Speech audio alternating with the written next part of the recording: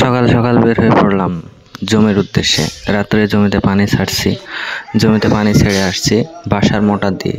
এখন যাব জমিতে গিয়ে দেখি কি অবস্থা। দেখুন কি অবস্থা, বাইরে কুয়াশা। এই যে জমিতে চলে আসলাম, জমিতে আসার পরে দেখি জমিতে পানি হয়ে গেছে। এখন জমিতে আল কাজ করা লাগবে।